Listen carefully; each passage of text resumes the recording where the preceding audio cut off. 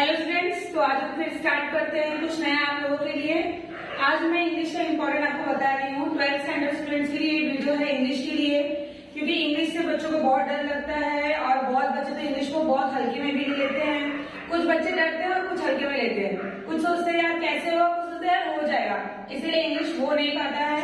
बच्चों का इंग्लिश में ही सबसे ज्यादा मार्क्स कम आता है, राइट। तो इंग्लिश को आपको बिल्कुल हल्के में लेना है या फिर बिल्कुल डरना नहीं है, दोनों की जरूरत नहीं है।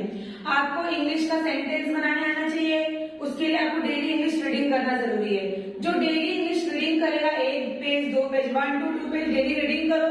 रीडिंग करने से हमारी हैबिट अच्छी होती है, हमें अंडरस्टैंडिंग पावर बढ़ता है और तो हमें सेंटेंस बनाने भी आ जाता है। ओके, तो मैं इंग्लिश पेपर की बात करूंगी। जो 12th का इंग्लिश का पेपर है बच्चों का 12th स्टैंडर्ड का, उसमें जो पैसे आते हैं वो तो ठीक है, इम्पोर्टेंट क्या क्या है, इम्पोर्टेंट क्या आता है कितने मार्क्स के लिए वो देखिए।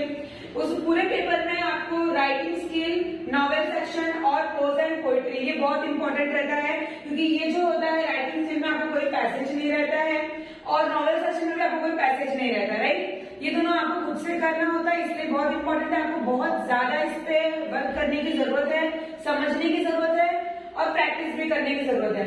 और जो प्रोज एंड पोइट्री है, इसमें तो आपको पोएम्स दिए होते हैं, लेकिन बच्चे सोचते हैं यार पोएम तो आएगा ना, हम कर लेंगे, देख के कर लेंगे, और उसकी प्रैक्टिस बिल्कुल नहीं करते, जिसकी वजह से वो भी रह जाता है।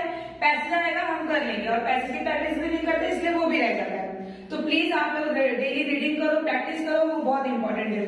तो चलो स्टार्ट करते हैं, देखते हैं। राइटिंग स्किल्स जो है वो आपके एग्जाम में, बोर्ड एग्जाम में आपको 16 मार्क्स के लिए आता है, 16 मार्क्स के लिए आता है राइटिंग स्किल्स। ओके, और नॉवेल सेक्शन है वो भी आपको 16 मार्क्स के लिए आता है।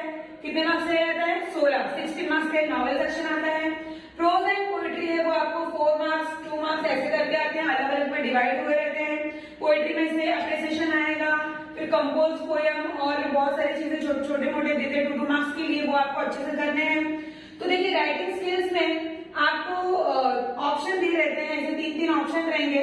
जैसे कि पहला है ए में है drafting a virtual message, statement of pros, group discussion. ये 3 में से आपको एनी 2 करना रहता है, राइट। तो आपको इसमें से कोई 2 करना है, कैसे करेंगे बताइए।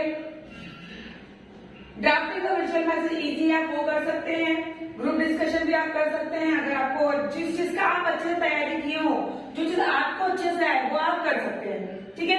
लेकिन आप तभी करो जब उसका अच्छे से तैयारी करो। अगर जो चीज तैयारी नहीं की हो, आप प्रिपेयर नहीं हो, वो करने बैठोगे तो फिर आपको टाइम वेस्ट है, इसलिए आप इससे पहले प्रिपरेशन अच्छे से करो। ओके, फिर है बी हमारा ईमेल राइटिंग है, रिपोर्ट राइटिंग और इंटरव्यू राइटिंग। इसमें से ईमेल राइटिंग और इंटरव्यू राइटिंग मैं ऐसा सजेस्ट करूंगी आपको कि आप ये दोनों की प्रैक्टिस अच्छे से करो, ये दोनों बहुत ही इजी है और कम टाइम में आपका हो जाएगा। क्योंकि इंटरव्यू जो क्वेश्चन है उसमें आपको 8 to 10 क्वेश्चन प्रिपेयर करने होते हैं, तो आप इजीली कर लोगे। और ईमेल राइटिंग में ज्यादा बड़ा नहीं होता है, वो भी छोटे में होता है, तो आप इजीली उसको भी कर सकते हो। और सी हमारा स्पीच राइटिंग, कम्प्लीटिंग और एक्सपांशन ऑफ आइडिया। इसमें से एक्सपांशन ऑफ आइडिया बहुत ज्यादा इजी होता है। अगर आप उसको प्रैक्टिस करोगे प्रॉपर, वो कब लिख सकते हो? जब आपको सेंटेंस बनाने आएगा। बच्चों को मेन प्रॉब्लम सेंटेंस बनाने नहीं आता है। सेंटेंस बनाने क्यों नहीं आता है? क्योंकि आप इंग्लिश रीड नहीं करते हो, समझते नहीं हो।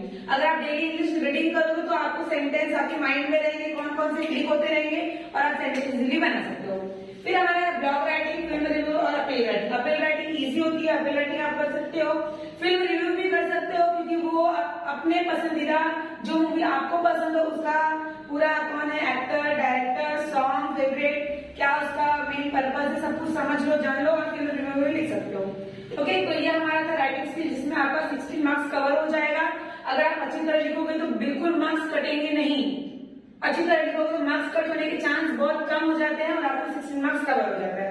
फिर हमारा है अभी प्रोज और पोएट्री देख लेते हैं। तो ये देखिए नॉवेल सेक्शन। नॉवेल सेक्शन में आपका 16 मार्क्स के लिए आता है, जिसमें 4.1 आपके टेक्स्ट बुक का 4.1, 4.2, 4.3, 4.4। 4.1 है हिस्ट्री ऑफ नॉवेल, 4.2 है to serve with love, 4.3 around the world in the 80 days, 4.4 the sign of the four. Okay, तो ये जो 4 चैप्टर्स हैं, ये चारों बहुत इंपॉर्टेंट है। हर एक चैप्टर से आपको 4 मार्क्स के लिए आएगा और ये विदाउट पैसेज आता है, पैसेज नहीं आता है इसमें आपके एग्जाम में। ये जो है नॉवेल सेक्शन आपको विदाउट पैसेज आता है, तो इसलिए आपको इसका सब कुछ अच्छी तरह से पढ़ना है। आपके पास डाइजेस्ट होगा और भी कुछ होगा, नोट्स वगैरह, टारगेट, उसमें से देखिए, पढ़िए, 4 चैप्टर अच्छे से करिए। ईच चैप्टर 4 मार्क्स के लिए आएगा आपको, विदाउट पैसेज आता है तो आपको अच्छी तरह से करना और अपना 16 मार्क्स कवर करना है। ओके, फिर हमारा आता है prose and poetry. Prose and poetry में आपको पोएम दिए हुए होते हैं, लेकिन आप लोग उसका एप्लीकेशन अच्छे से करते नहीं है, उससे रिलेटेड जो भी टॉपिक्स रहते हैं वो करते नहीं है, इसलिए आपको आता नहीं है। तो आपको पोएम्स में एप्रिसिएशन जो होता है ना, आपके बुक में शायद 8 पोएम है, टोटल 8 या 10 कुछ है, आपको सारे पोएम्स अच्छी तरह से करने हैं, 8 का 8 पूरा करना, सबके एप्रिसिएशन अच्छे से करने हैं। और 4 मार्क्स का एप्रिसिएशन आपका रहता है, मोस्ट आईएमपी एप्रिसिएशन आपका। फिर एक आता है आपको कंपोज पोएम, 2 मार्क्स के लिए रहता है, जो आपको पोएम खुद से बनाना होता है, या तो कोई आपको टॉपिक दिया होगा या तो जो पोएम है उसमें से आपको ढूंढ के टाइटल बनाना होता है। और वो कब आप बना सकते हैं, जब आपको लाइंस बनाने आएगी। और सबसे इंपॉर्टेंट ये है, जब आप पोएम कंपोज कर रहे हो तो उसमें जो लास्ट का वर्ड है वो राइमिंग्स मिलना चाहिए। अगर राइमिंग्स मिलेगा तो ही आपका पोएम राइट होता है, तो ऐसे नहीं कुछ भी लिख दो, लास्ट में से आपका टॉल मॉल ऐसा वाला राइमिंग्स लास्ट में मिलना चाहिए। 2 मार्क्स के लिए रहता है, आपको लिखना होगा, वो राइमिंग्स अगर मैच होगा तो आपका पोएम राइट है, करेक्ट है, इस बात को भूलना मत।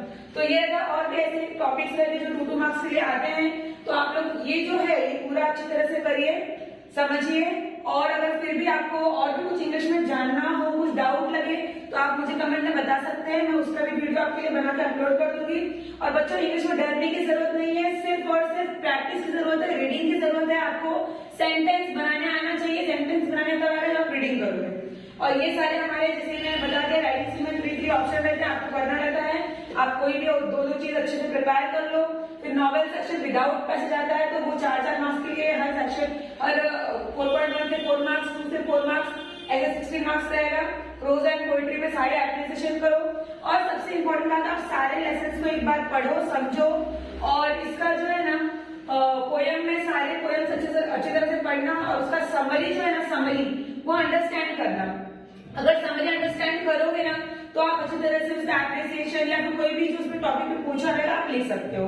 तो आज का ये था हमारा इंग्लिश का, और ऐसे ही और भी वीडियोस अपलोड होते रहेंगे। अगर आप किसी भी सब्जेक्ट में कोई भी टॉपिक में डाउट है तो आप पूछ सकते हो, और अपना ये 16 और ये पोएम सेक्शन का इतना मार्क्स आप इजीली कवर कर सकते हो इस वीडियो से।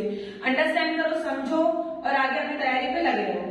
Thank you so much for watching, और चैनल को सब्सक्राइब करो, शेयर करो।